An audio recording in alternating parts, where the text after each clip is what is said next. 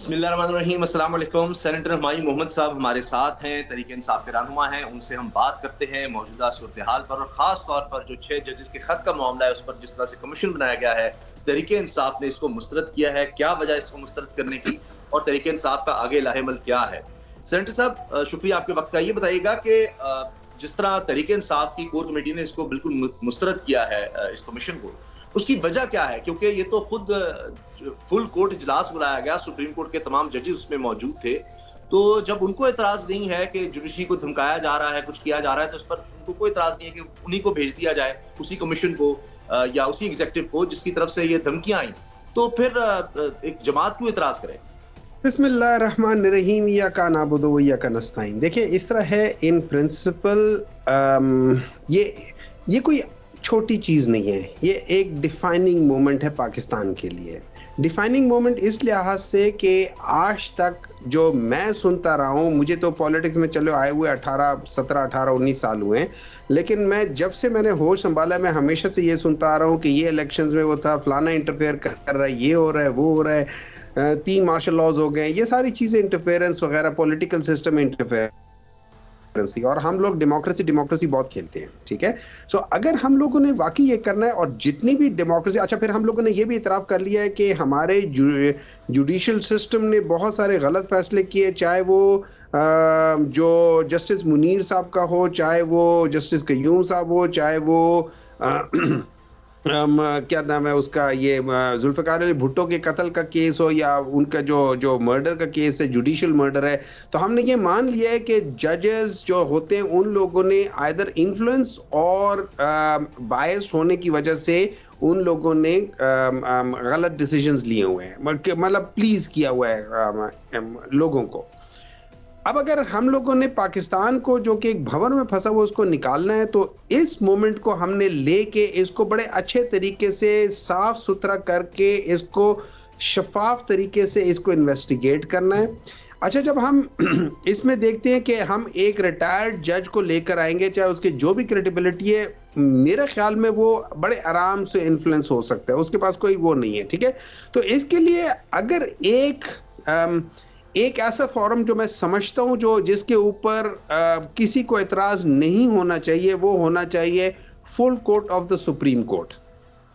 میں سمجھتا ہوں یہ وہ کیس ہے، ذوالفقار علی بھٹو سے زیادہ یہ امپورٹنٹ کیس ہے، جس میں فل کورٹ بیٹھا ہو، جس میں سارے ڈیسیجنز لیں، اور اس کے بعد جا کے اس کو اگلے 3 4 5 دنوں کے اندر آ کے کرے۔ اور یہ یاد رکھیے، یہ خالی یہاں پہ نہیں ہے، یہ آپ کو پشاور میں بھی لوگ بتا دیں گے، آپ کو لاہور میں بتائیں گے، کراچی میں بتا دیں گے، اس میں بتا دیں گے۔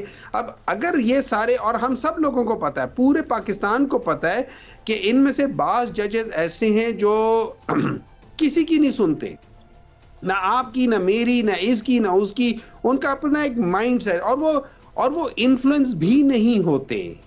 لیکن جب آپ ان کے کام میں بار بار دخل ڈال رہے ہو تو وہاں پہ پرابلم آ سکتا ہے۔ That is why they have said کہ اپنے ہی ادارے سے پوچھے کہ بھئی آپ بتاؤ کہ اس کا کیا حل ہو سکتا ہے۔ تو میرے خیال میں یہ ذمہ داری ہے سپریم کورٹ کی۔ میں جسٹس قاضی فائز عیسیٰ صاحب کو in person as a chief justice میں ان کو نہیں کہوں گا، میں یہ رسپانسبلٹی ہے سپریم کورٹ آف پاکستان کی۔ اس میں 17 ججز یا 15 ججز بیٹھے ہوئے ہیں، وہ 15 ججز مل کے اس کا فیصلہ کریں۔ اس میں چیف جسٹس صاحب is leading that thing, but he is not the main person, he is just one جج آؤٹ آف دوز 15 ججز۔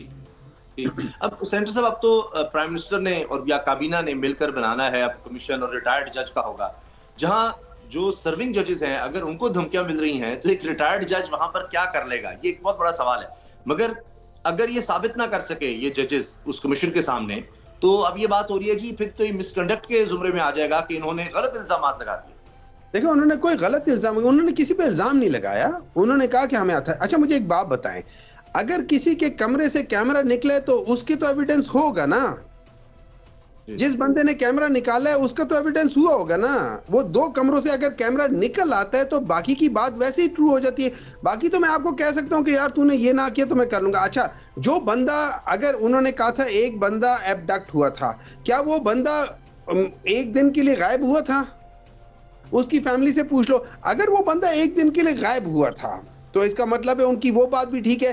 تو اگر 4 یا 5 انہوں نے باتیں کی، ان میں سے 3 یا 4 ٹھیک ہو جاتی ہیں، تو پھر why would they lie again؟ مطلب I do not understand کہ اگر میں ٹھیک ٹھاک کر رہا ہوں اور میرے اوپر نہیں آ رہا، میں یہ الزام کیوں لگاؤں گا؟ میں کس لیے لگاؤں گا؟ مجھے کیا ضرورت ہے لگانے کی؟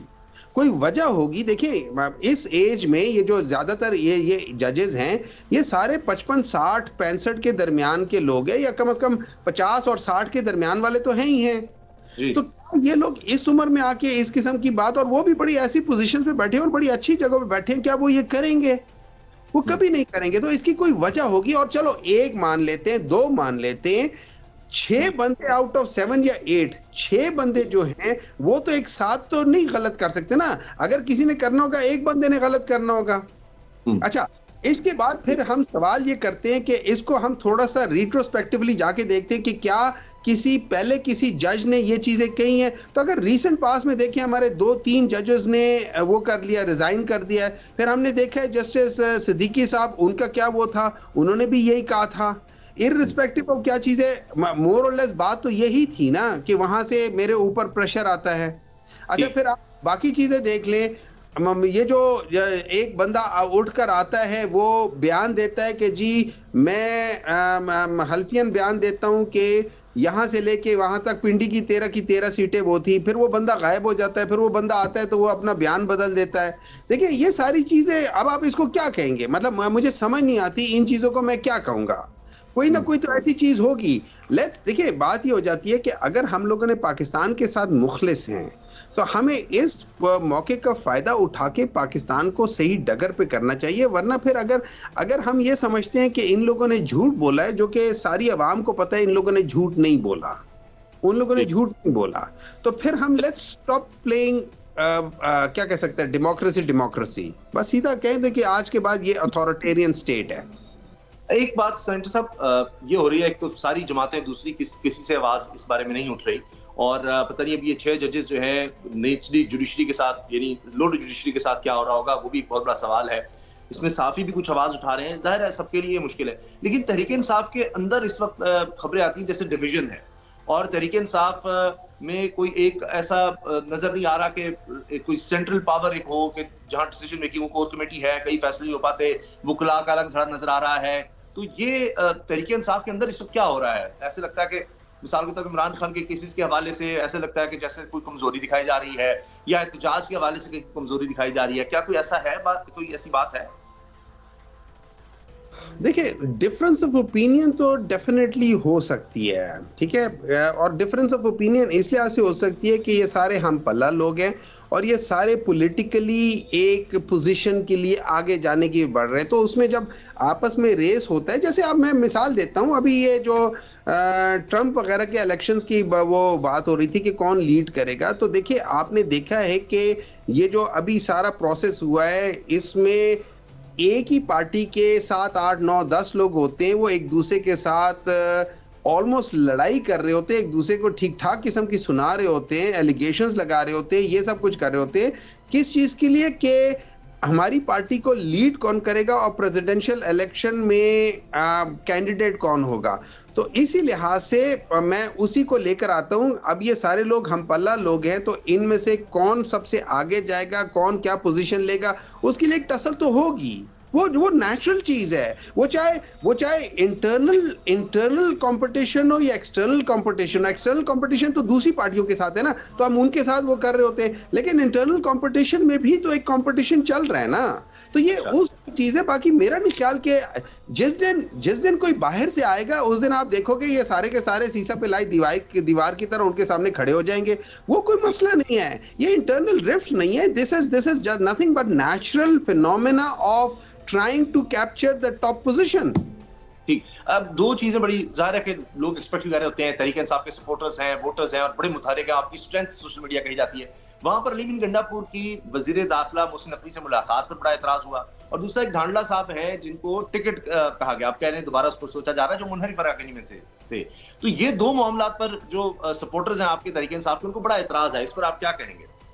دیکھیں جو منحرف وہ بندہ تھا، اب مجھے اس کا پورا ڈیٹیل نہیں پتا، اس نے کس لحاظ سے منحرف ہوا تھا، کیا ہوا تھا، مجھے اس کے ڈیٹیل نہیں پتا، لیکن ان پرنسپل میں یہ سمجھتا ہوں کہ جو شخص اگر منحرف ہو گیا تھا تو اور اس کے میرے خیال میں کسی اور کو چانس دینا یہ افضل طریقہ ہوگا، یہ بہتر طریقہ ہوگا، بجائے اس کے کہ اس کو دے دے اور ایک کنٹروورسی کریٹ کرے اور آپ اپنے جو ووٹرز ہیں، اصل چیز تو ووٹرز ہیں نا، اصل چیز تو سپورٹرز ہیں، تو ان کو سننا چاہیے۔ اور میں سمجھتا ہوں کہ یہاں پہ میں اس اسکول آف تھاٹ کے ساتھ ایگری کروں گا کہ اگر کوئی شخص منحرف تھا اور اس کو ٹکٹ دوبارہ دے رہے تو میرے خیال میں دوبارہ اس کو نہیں دینا چاہیے، چاہے وہ کتنا اچھا کیوں نہ ہو، اسے کہیں یار ٹھیک ہے کوئی بات نہیں، ذرا صبر کر لو، ابھی جو نیکسٹ ان لائن ہے اس کو ٹرائی کر لیتے، مے بی نیکسٹ ٹائم ابھی آپ ہمارے ساتھ رہو، کچھ ذرا شو کرو کہ آپ نہیں ہو، اینڈ دین یو برنگ ہم بیک نا، آپ اس کو دوبارہ،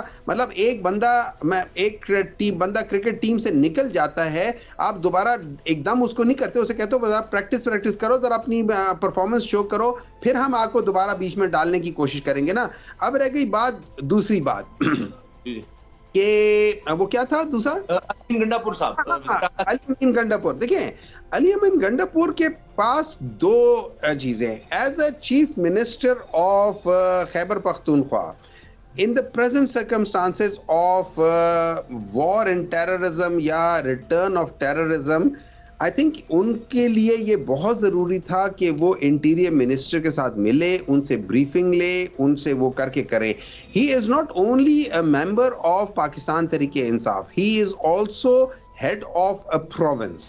But as being a head of the province، یہ اس کی ذمہ داری ہے، یہ ان کے فرائض میں سے ایک فرض ہے کہ وہ جا کے ان سے ملے۔ اس وقت یہ یاد رکھیں، اس وقت as much as I personally do not like Mohsin Naqvi for جو انہوں نے کام کیے ہیں، میں اس لحاظ سے ان کو نہیں پسند کرتا، لیکن اس وقت میں محسن نقوی سے نہیں مل رہا، اس وقت میں انٹیریئر منسٹر سے مل رہا ہوں، تو یہاں پہ مجھے فرق کرنا پڑے گا اپنی ریسپانسبلٹیز کے ساتھ اور اپنی لائکنس ڈس لائکنس کے ساتھ، اور یہی ہم اوتھ لیتے ہوتے ہیں کہ ہم اپنی personal likings dislikings in order to perform my duties میں ان کو بیچ میں نہیں لاؤں گا۔ تو علی امین گنڈا پور نے یہاں پہ صحیح کام کیا ان مائی اوپینین، اس نے اپنا اوتھ مینٹین رکھا ہے۔ ٹھیک ہے، بہت بہت شکریہ سینیٹر محمود صاحب، سر آپ نے وقت دیا، thank you so much, so kind of you, بڑی نائس۔